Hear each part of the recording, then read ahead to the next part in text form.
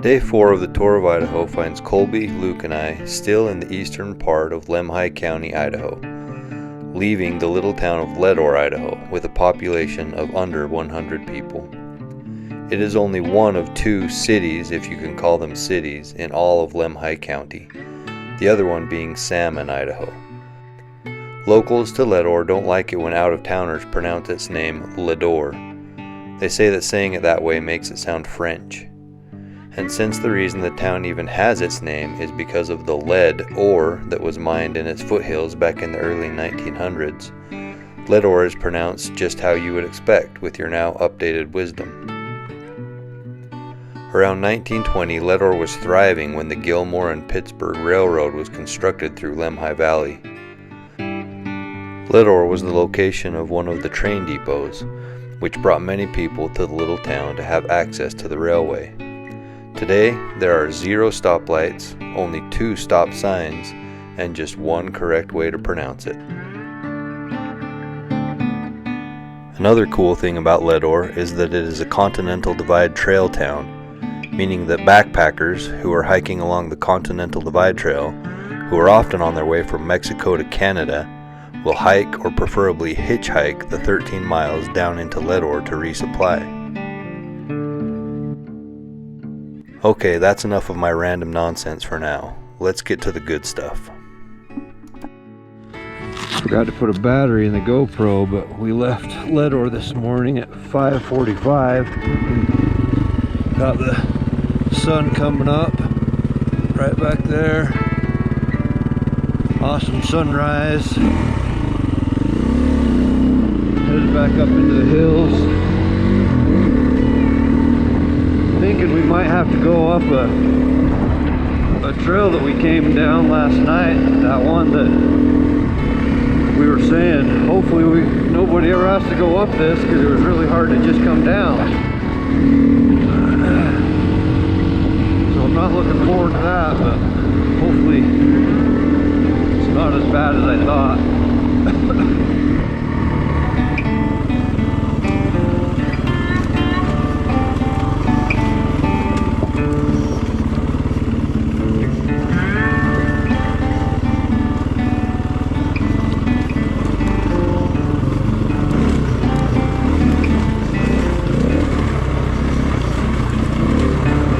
Yeah, that'd be really tough to come up. Beautiful morning though. Had to put on the jackets for the first time. It's kind of cold. Oh, I don't have the temperature up, but not freezing.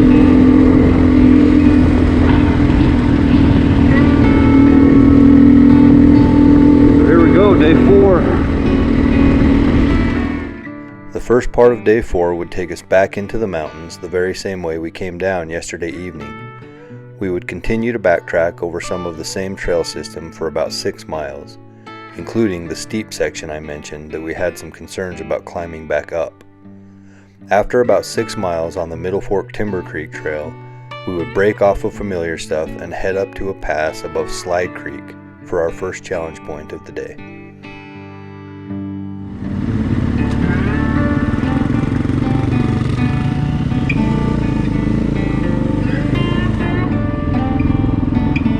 Trails, day 4. Don't want to get wet yet. If you watched day 3, then you'll probably remember that we were required to turn off our PLBs early on in the day and switch to navigation based off of Martin's directions and route descriptions. He called these areas mystery routes. As of this morning, we were still on a mystery route and would be until the last 40 miles of the day today, when we would be able to turn back on the tracking on our PLBs. So we just got to where we had to turn off our PLB tracking, and now we're just navigating off of Martin's directions that get us over to Leadore. Based on Martin's directions, we knew day 4 was going to be a long day, and there were a couple of variables that would make day 4 even longer for our 3-man team. One was that three-man teams were required to complete a mandatory bonus section, meaning that it would not count as a bonus point, but we still had to complete it. We did have a choice on which of the 3 available bonus sections we rode, though all of them would add quite a bit of mileage to our day. Depending on which route we took, we estimated that the day was going to be between 210 and 270 miles.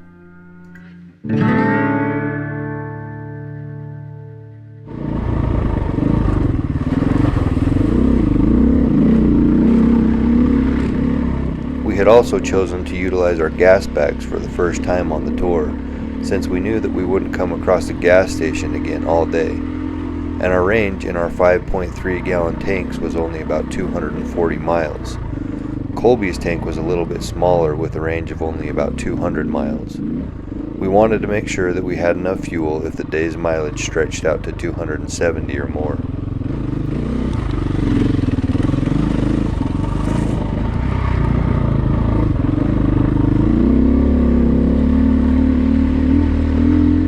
We were using these Giant Loop armadillo bags, which Giant Loop specifically states are not for carrying fuel within the United States.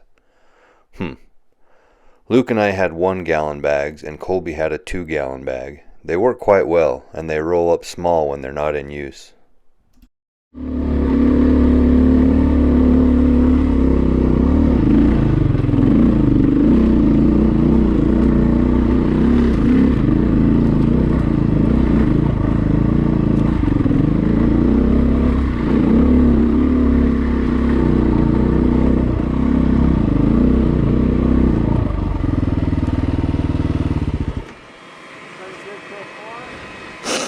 Yeah, hey, I don't smell coolant, do I?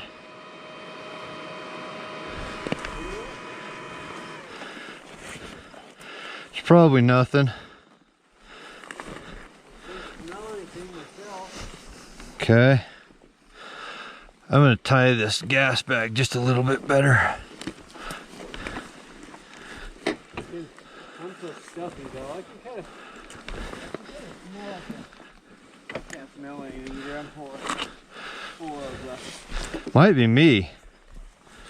The burning coolant smell was coming from my bike, but I wouldn't discover that here. I had begun to leak coolant out of a small wheat pole at the bottom of my water pump due to the pump seals failing. I didn't know it yet, but it was going to become a problem by day 5.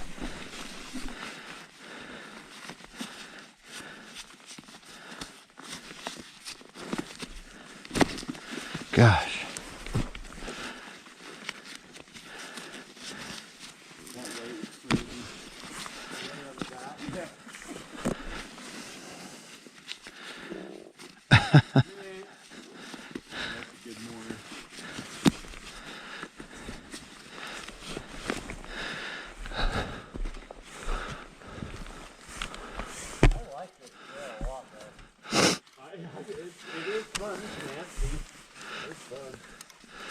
That is, my baling wires broke and the zip tie on the top.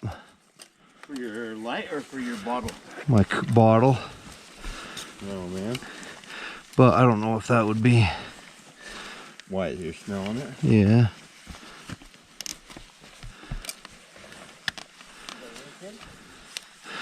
I don't see a leak. This bottle is attached in line with our radiators to catch any coolant in the event of a boil over, and then recirculate it back into the system so that theoretically we can't lose any coolant. Like I haven't even been, my engine hasn't even been all that hot. It's probably nothing.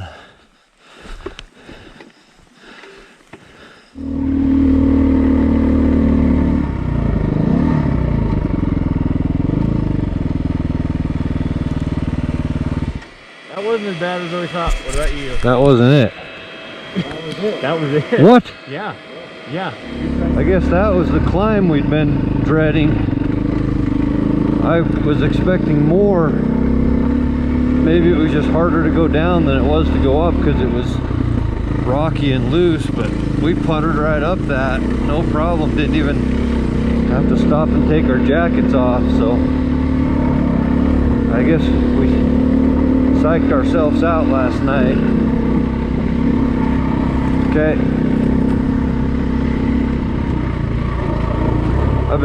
Had stress and anxiety all night and morning thinking about trying to do that climb because we have full gas bags, full tanks. We're heavy this morning. Anyways, no problem at all. We puttered right up it. Here we go.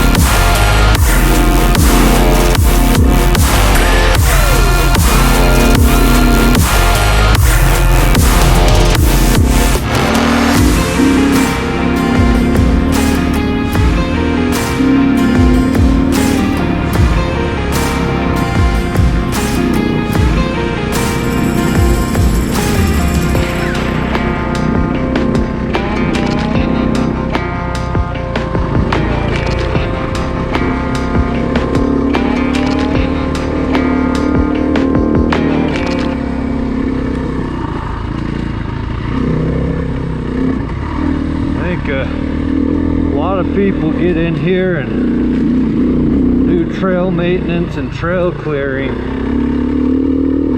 It's pretty rare to come across the log that you've got to cut or that's in the way, or like a major washout. But big thanks to everybody who comes out and does all that. Surprising because we never see anybody out on any of these trails, but they must get used. They're all really well maintained. Big props to Idaho and anybody who comes to visit, does trail clearing. Sean Smith and his crew, they do a lot of good work when they come down for the summer. It's awesome. We really appreciate it. These trails are phenomenal.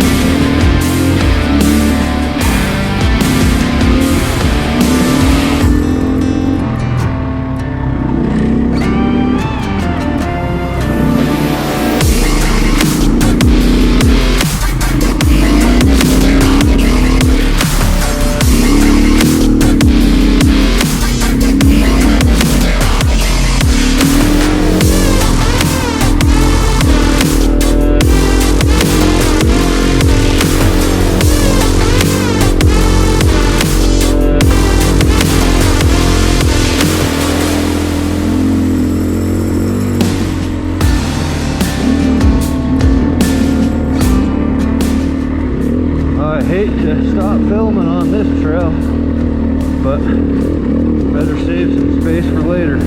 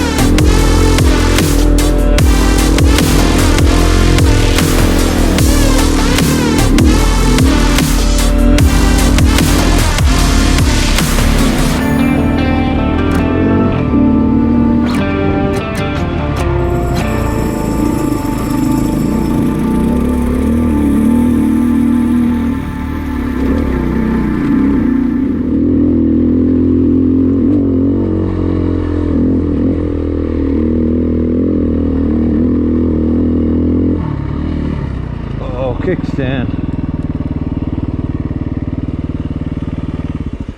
Kickstand spring? The whole kickstand.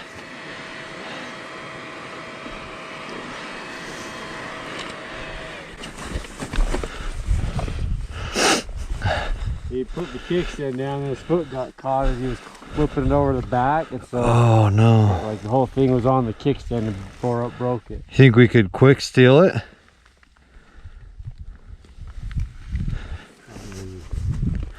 That part, right? I don't know, maybe. Probably worth a shot. Ah. Dang it.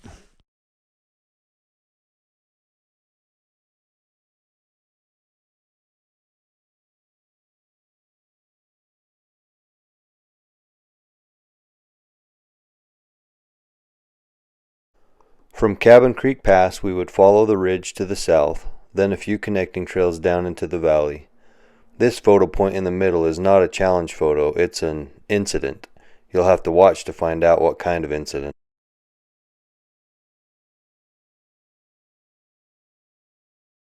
Once we finally reached and crossed the valley, we would take a quad trail up Warm Creek Trail and eventually to the top of Big Windy Peak for our second challenge point.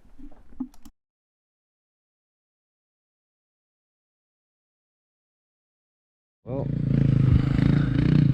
we got the kickstand repaired. Haven't installed it yet. We're still waiting.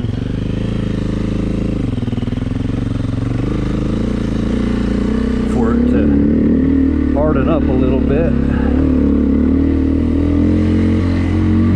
Then we'll put it back on and hopefully it holds.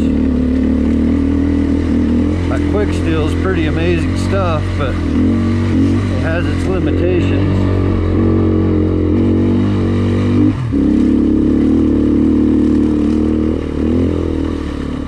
A broken kickstand might not seem like too big of a deal, and while it's definitely not a tour-ending problem, it is one of those things that you don't realize how much you rely on it until it's gone. We were riding our bikes for anywhere from 10 to 18 hours per day.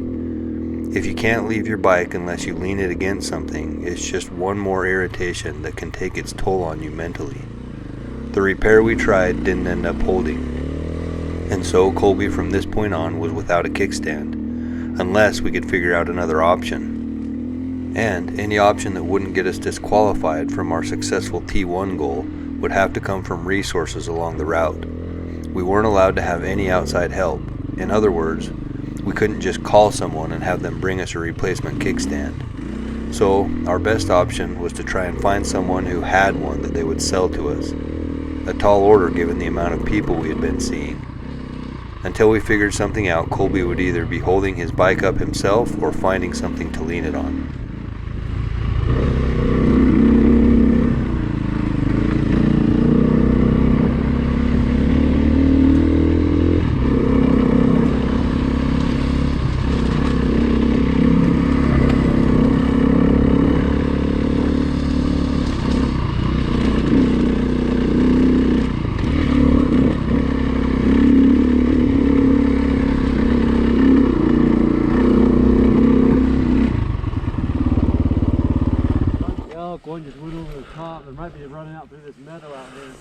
Huh.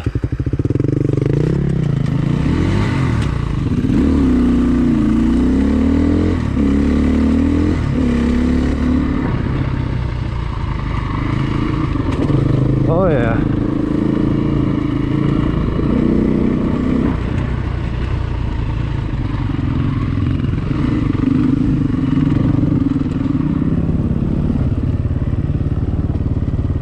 Yeah.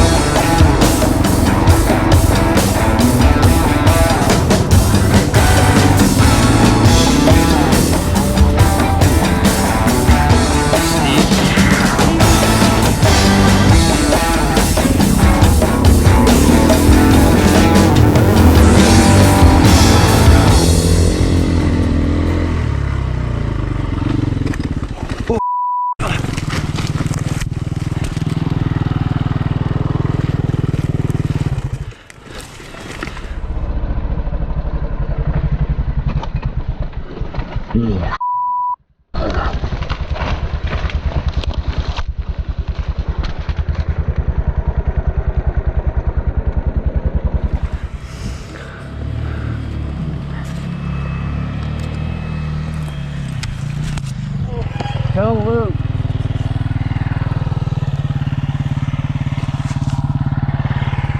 Caleb's off the trail, Luke. We're gonna need some help. Oh boy. Are you okay? Yeah.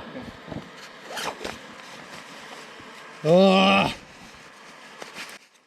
None of us wants to be the guy who sends his bike down the mountain, but today I was that guy. I felt bad because it cost us time and a lot of energy, though with 3 of us, and in hindsight, the energy spent was pretty minimal. If I had been solo, that get off would have cost me probably hours instead of minutes.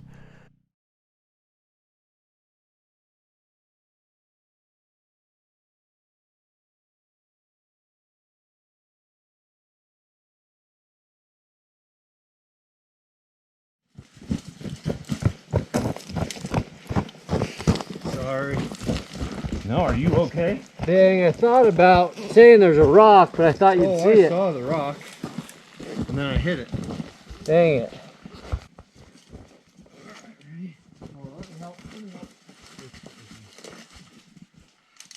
Let's see, 1, 2,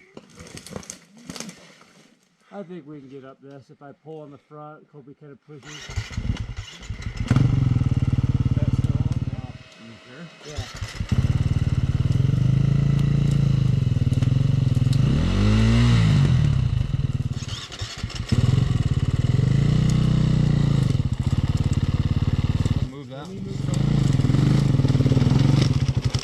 Okay, there you go.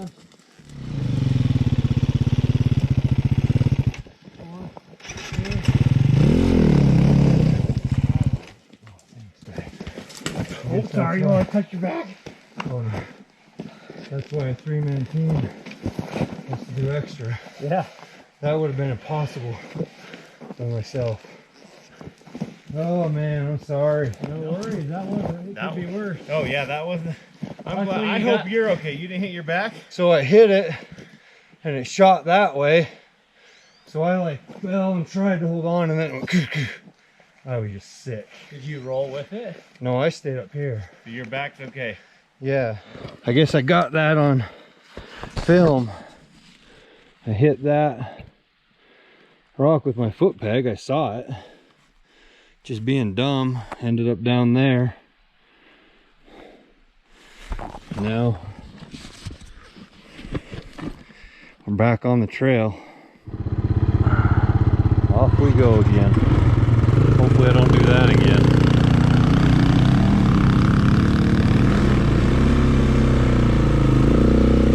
Sure, I'll look back on that video and realize I just should have slowed down and made sure to miss that rock. You can see why having a 3-man team can offer a distinct advantage, especially when one of your bonehead teammates decides to go off route. This is one of the main reasons I think that Martin requires 2- and 3-man teams to ride more difficult and longer routes than soloists.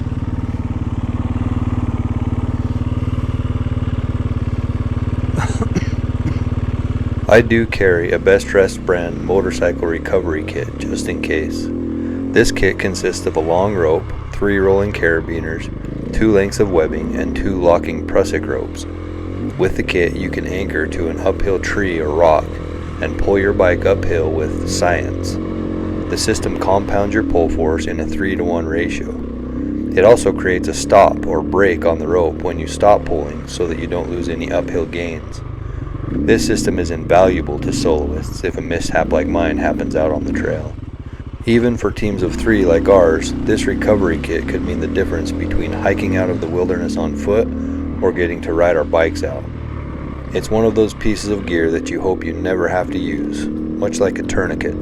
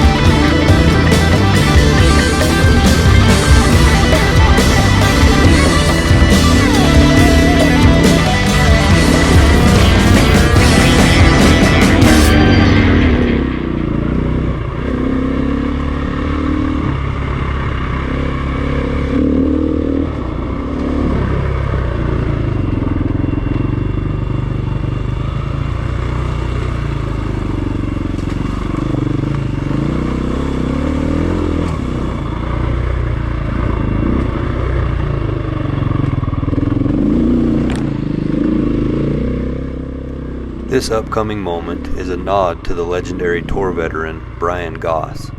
Hopefully he doesn't mind the mention. Brian has attempted the T1 as a soloist twice, and unfortunately twice luck was not on his side. His videos make mine look just silly. They're very well done and give viewers a really good look into what the tour is really about.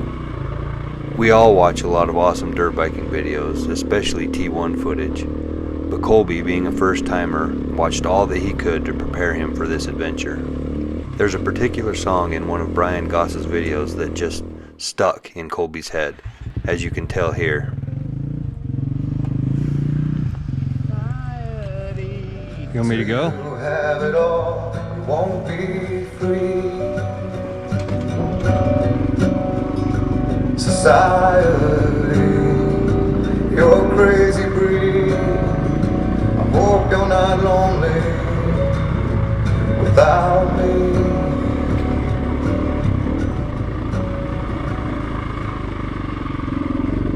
It was really funny how often Colby would be caught humming or singing that song. And by extension, Luke and I also. There are many other great songs in Brian's footage, but for some reason that was the only one that really stuck. Thank you, Brian, for sharing your experiences and knowledge, and for the awesome content you created. As fellow adventure enthusiasts, we hope to see you out there on the trail someday.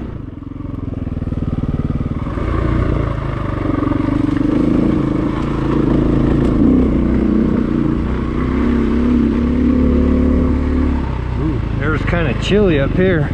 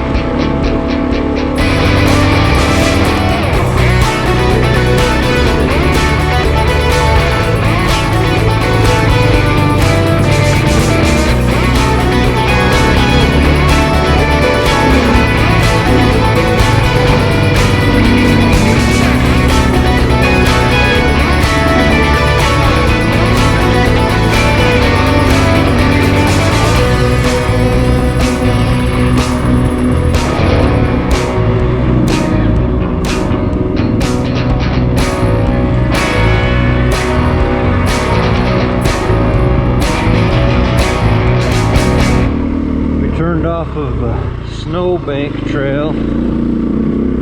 This is Bull Creek Trail. I think 4080.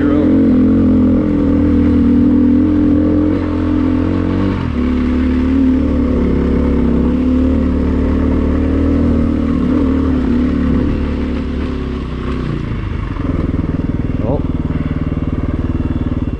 Cut it. Cut it, we gotta go around it.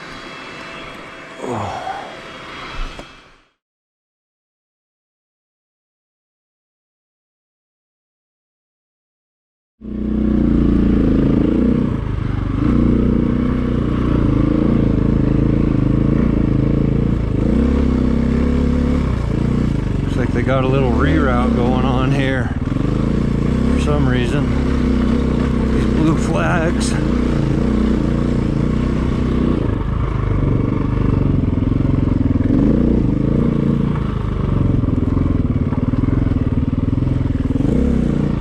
Oh, it's probably a marsh or something down there.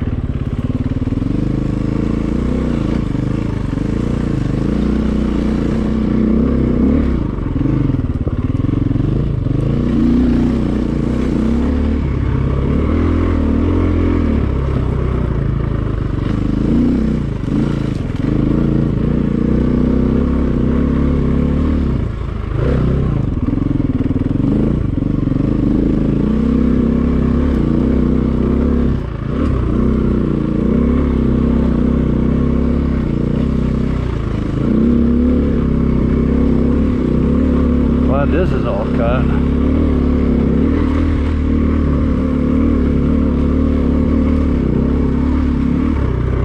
There we go.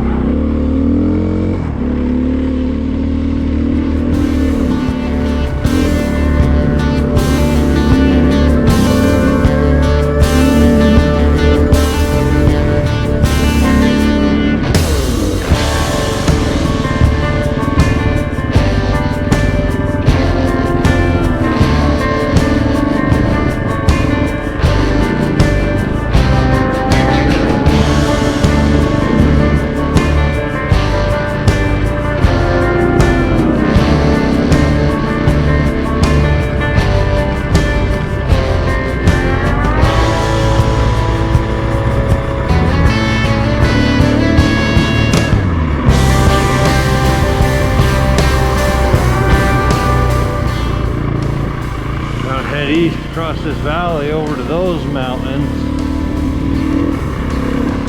hit some trails, then we'll come back across the valley over those mountains,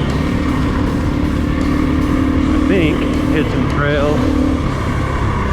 Somehow we'll end up in Mackay, which is behind me somewhere.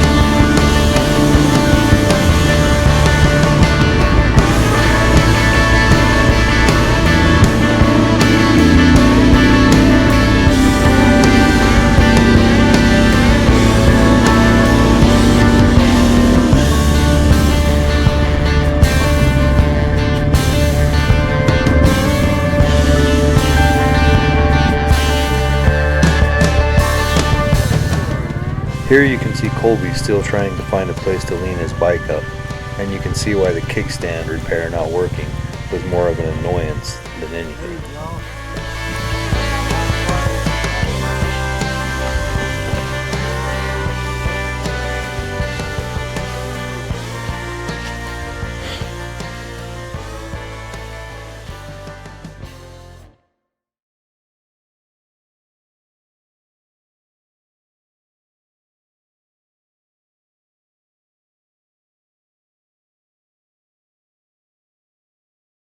From Big Windy Peak, we would descend down the mountain and through the old Hahn mining site.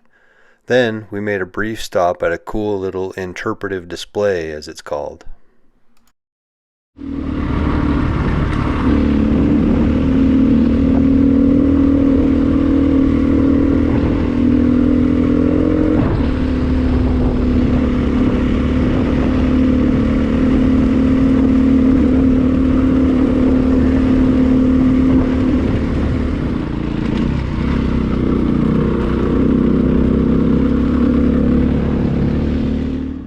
Up here in a few miles, we come across the gate blocking what we thought was a public road.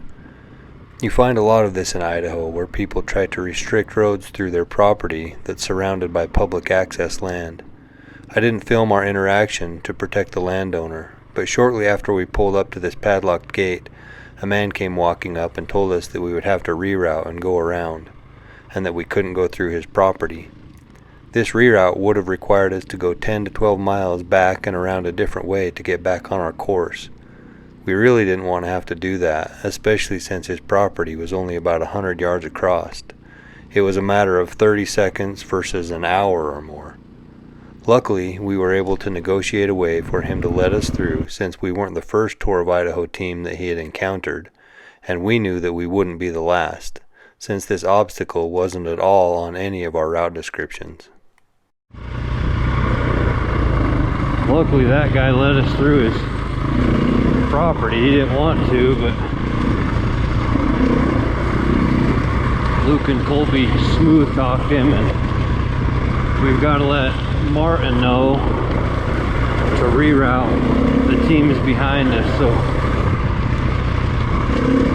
that was his bargaining chip, as if we would let the other teams know to go up and around on top up here,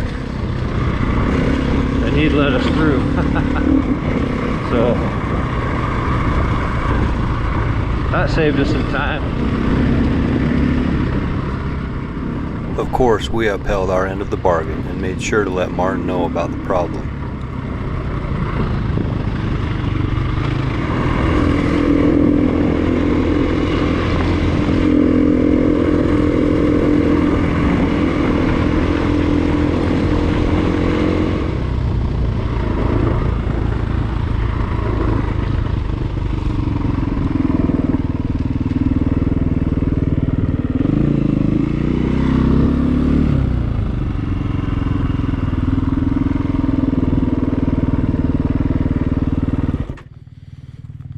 This interpretive display was once the site of 16 brick and clay kilns used for burning wood into charcoal.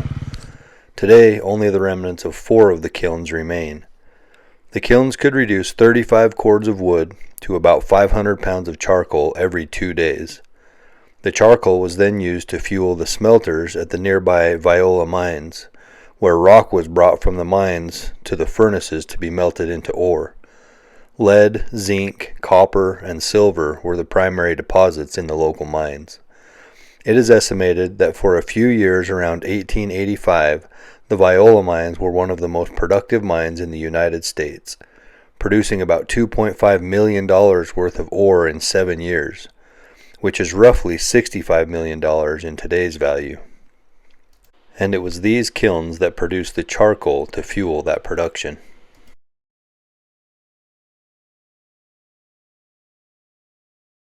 From the kiln site, we would cross the valley once again and make our way over to Italian Canyon.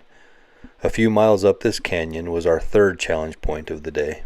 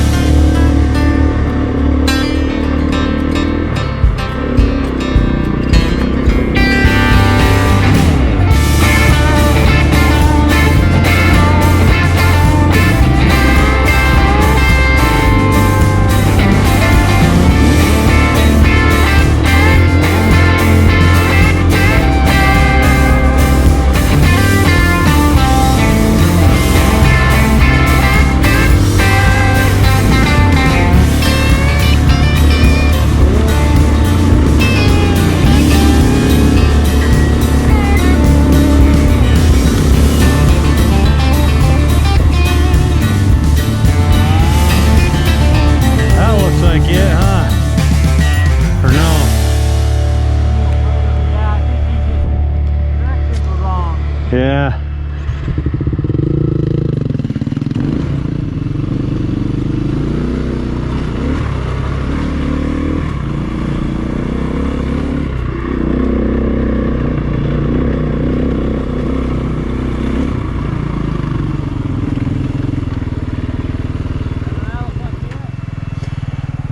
Yeah.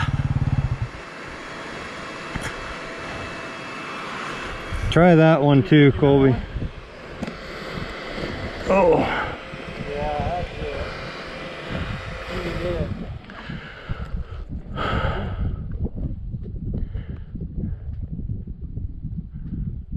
Hey, that's a great trick. All right.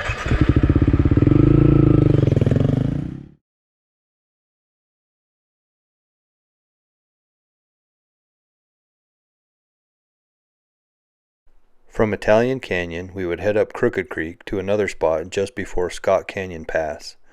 We would once more be looking for a specific spot to match a photo that Martin had put in our mystery route description for our 4th challenge photo. Our 5th challenge photo would be shortly after from the very top of Scott Canyon Pass.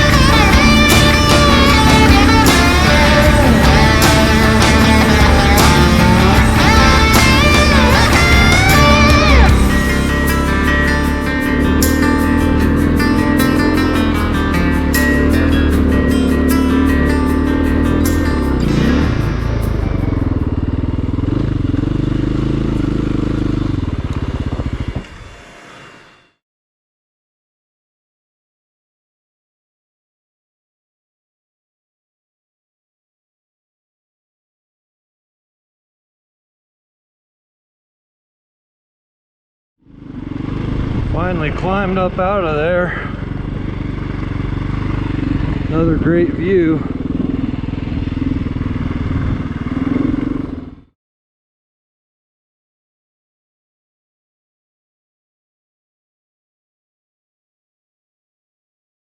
From Scott Canyon Pass, we would once again drop down into the valley and cross over a few connector roads to the T1 waypoint 4D XYZ 0, which means 4D for day 4, XYZ which correlate X for soloists, Y for 2-man teams, and Z for 3-man teams, and then the number 0, which is just the first waypoint in a series. So the next waypoint on the route could be 4D XYZ1 and so on. So 4DXYZ0 is the point where all teams would turn back on their POBs and start using waypoint navigation again. Now we head back down.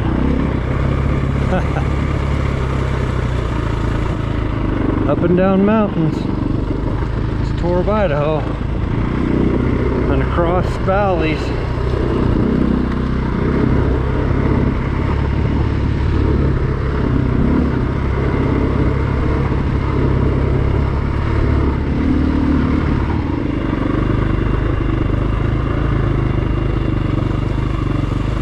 Pretty gnarly side hill back there.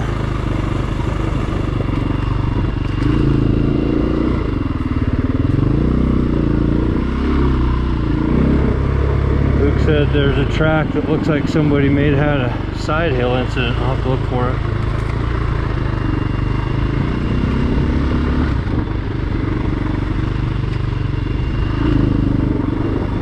Just don't want to repeat it. Oh yeah, right there. Oh yeah, luckily it looks like they maybe just rode right back up.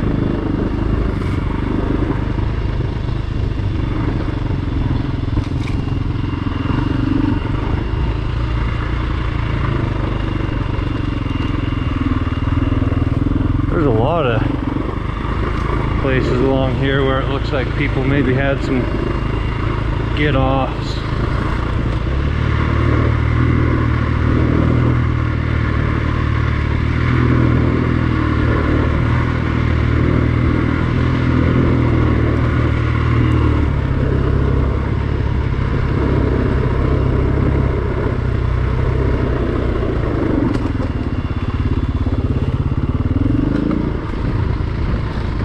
That was a long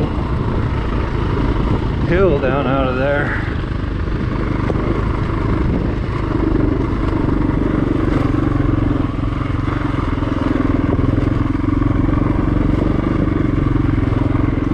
Steep enough that that was the first time I could take my hand off the handlebars to hit my GoPro button.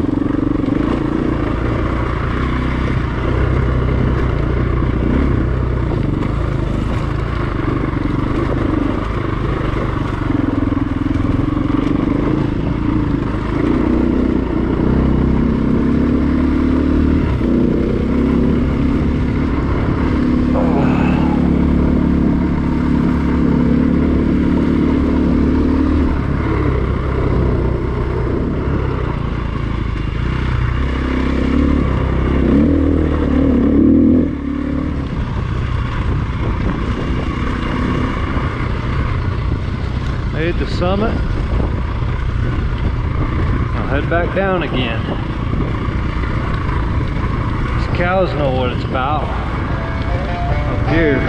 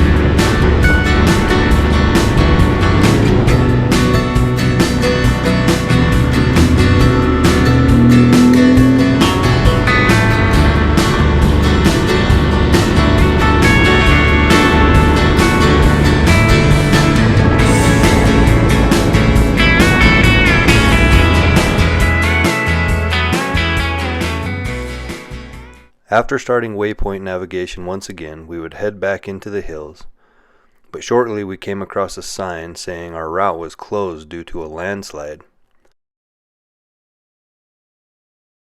So instead, we headed across the North Fork of the 8 Mile Canyon over to a valley called the Little Lost River Valley.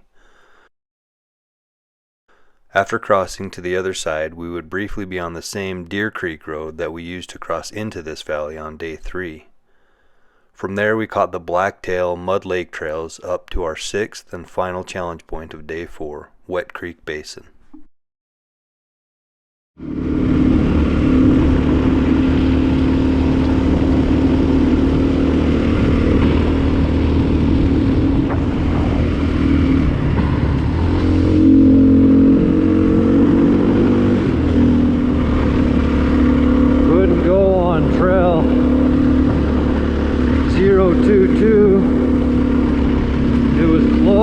Due to a landslide. So we're going to go on 026.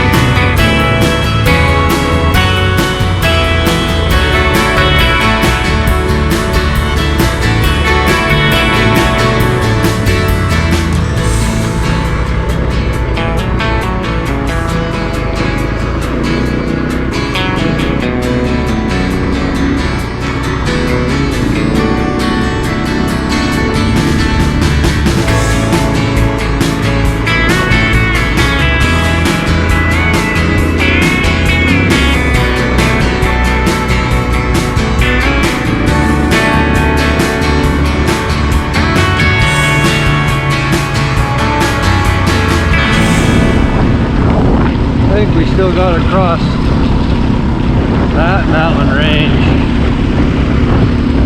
do a bonus loop somewhere.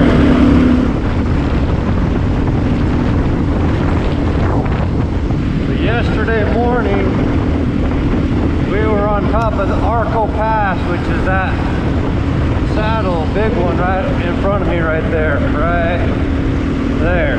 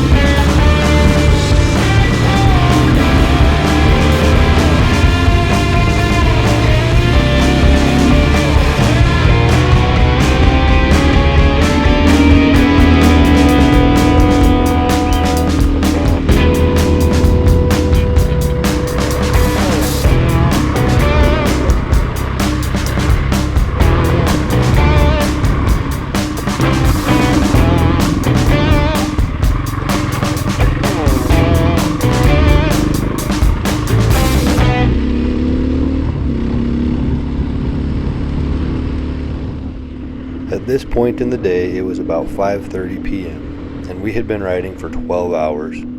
We were tired, and this was our last challenge point of the day. It was only about 20 miles from here down the canyon into Mackay, where we could eat dinner and rest for the night. We had some repairs and maintenance to do on our bikes and equipment, and we also wanted to do some laundry. We weren't entirely sure, but we thought that the White Knob Motel that we were staying at might have a laundromat. With only one set of riding gear and 4 days on the trail, our gear was starting to grow personalities of its own. Unfortunately for us, we were a 3-man team, and we still hadn't done our mandatory bonus section that was required for the day. Even though we had been riding since 5:45 this morning, we knew that the last opportunity we would have to complete a bonus section was a 12-mile loop up around Pass Creek that was coming up at the bottom of this hill. So we began to mentally prepare for one more push and headed down towards our bonus loop.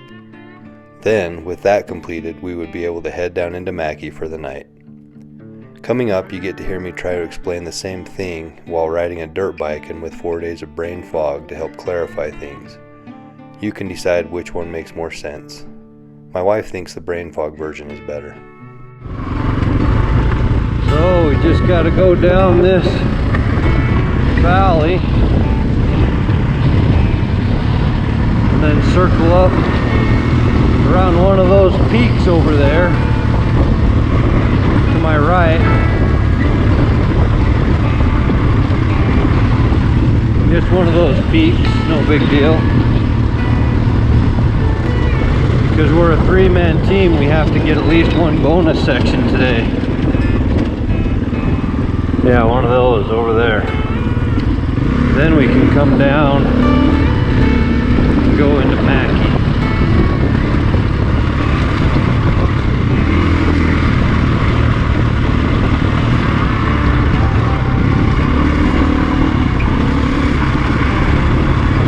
Hopefully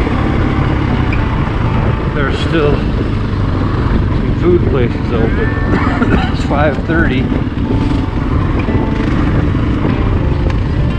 I'm betting it takes us a couple hours to go circle one of those peaks over there. Alright, Bonus loop. bonus loop.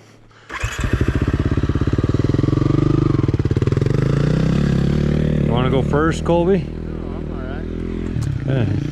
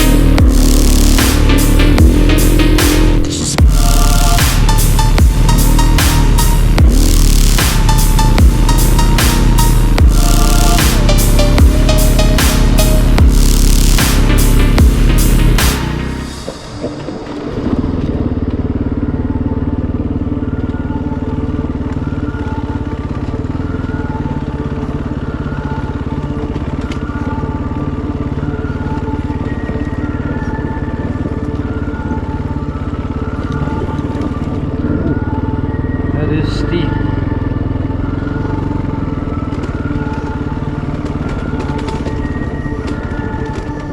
That is really steep.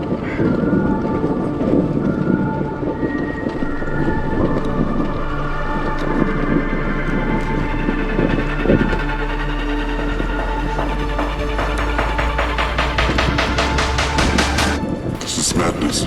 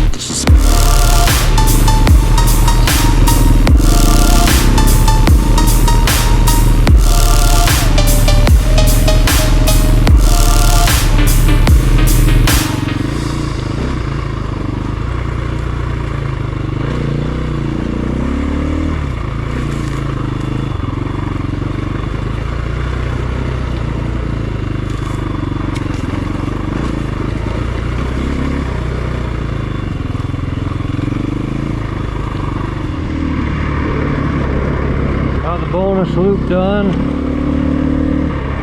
Now we just got to get down into Mackay 620.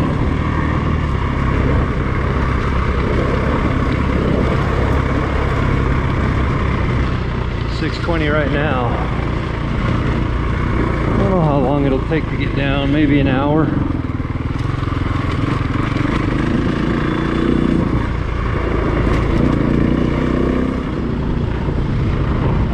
A GoPro battery go dead on me when we were coming up this valley, so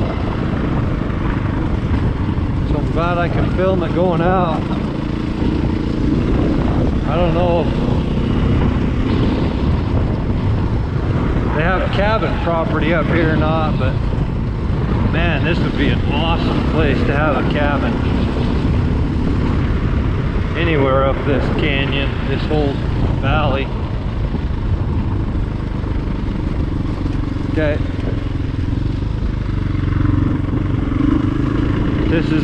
This road goes clear up where we started.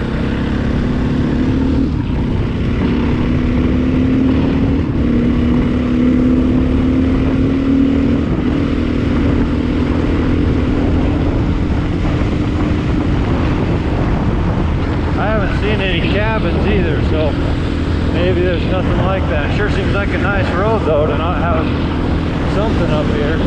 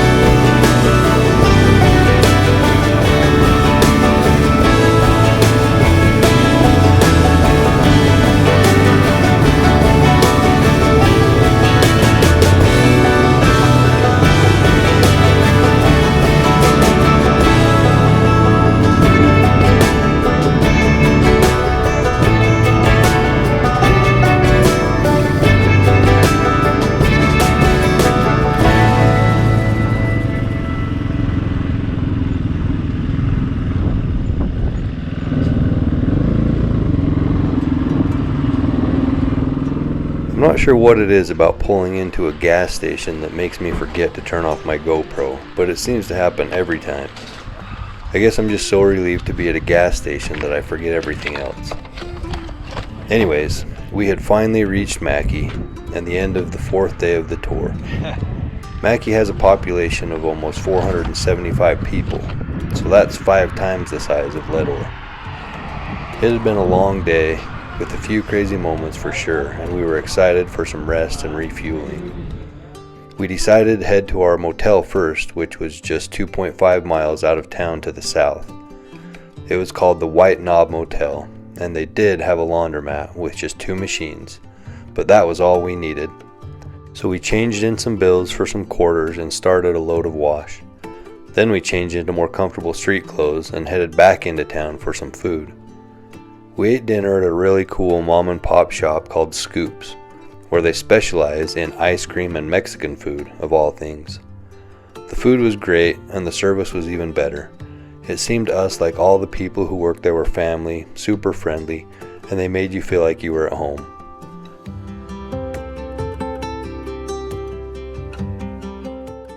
After dinner, we headed back to the motel to finish our laundry and turn in for the night. Tomorrow we knew that we had another great day ahead of us. Our route would take us over some more amazing Idaho backcountry and then down into the resort town of Ketchum, hopefully around noon. We had decided that we would take a 30-mile detour from there into the Carl Malone Power Sports shop in Haley, Idaho for some new tires, as our rear tires especially were really starting to look worn out. We also hoped that they would have a kickstand in stock that they could sell to Colby. By the end of the day tomorrow, we hope to be back up in the mountains again at one of our favorite places in Idaho, the Smoky Bar store, to see our friend Kaylin Dennis, the owner of the Smoky Bar.